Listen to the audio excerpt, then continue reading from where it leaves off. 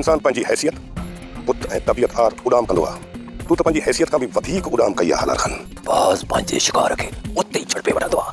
ओहो होॾे सचे बि थो, इन खां वधीक ॿियो को थींदो आहे क़ुर्बानी जो बकर।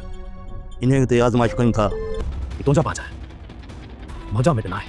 ॿीहर जेकॾहिं हिननि खे पंहिंजे घर जी चौं ते चुपंदे ॾिठमि त हिननि जा लाश हिननि जा पंहिंजा न सुञाता। वलो इन मां ज़ाहिर थो लॻे इहो जाबिर हिननि ॿिन्ही खे हितां कढी वियो आहे। पर उन्हनि ॿिन्ही खे असांजे ख़िलाफ़ इस्तेमालु कंदो। जाबिर भली असांखे केतिरो बि उन्हनि जे ख़िलाफ़ इस्तेमालु छो न करे, पर चाकर खान हुनजी ज़बान मथां कॾहिं बि यकीन कोन कंदो। अस्सलामुअलैकुम दोस्तों, पंजाबेरी जी ज़बरदस्त अपडेट खणी हाज़िर थी चुका आहियूं। इन खां पहिरीं असांजे चैनल ते न्यू आहे त सब्सक्राइब करे हाल ते क्लिक कयो। हलूं था अपडेट जे तरफ़, तव्हांखे इंतज़ारु कोन था करायूं। ही दोस्तों सांवल जे ख़िलाफ़ जेको सांवल जो सौट हैदर आहे त उहो ख़िलाफ़ थी करे पंहिंजे ॻोठु वापसि आयो आहे ऐं उते जेको आहे जाबिर हिकु छातिर जेको आहे त इंसानु आहे दोस्तों, उहो जेको आहे त हुनखे इस्तेमालु कंदो ऐं जेको आहे त वलू सिकुअ जो इद मां हिक जो खून करे जेको आहे त हैदर ते हणंदो दोस्तों, ऐं हैदर खे फसाईंदो, पाण बची वेंदो दोस्तों। ऐं ॿिए पासे तव्हांखे ॾसींदो वञा त सिकू जेको आहे त उहो बि जेको आहे त हिकु शातिर दिमाग़ु आहे।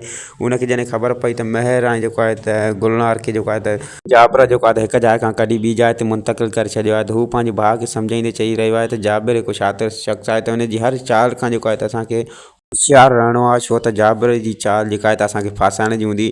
जाबिर इन जे करे जेको आहे त गुलनार जे भाउ खे ॿी जाइ ते मुंतक़िल करे छॾियो आहे जीअं असां त उन्हनि ताईं न पहुची सघूं ऐं चाकर खान असांखे जेको सुवाल जवाबु करे उन्हनि जे हिसाब सां, त असां उन जे ॾाढो बि कूड़ा थियूं, छो त चाकर खान तेसीं ताईं इतबार न कंदो जेसि ताईं गुलनार जो भाउ संदसि पेश न कजे आॾो, तॾहिं चाकर खान जो असां भरोसो हासिलु करे सघूं था, न त न।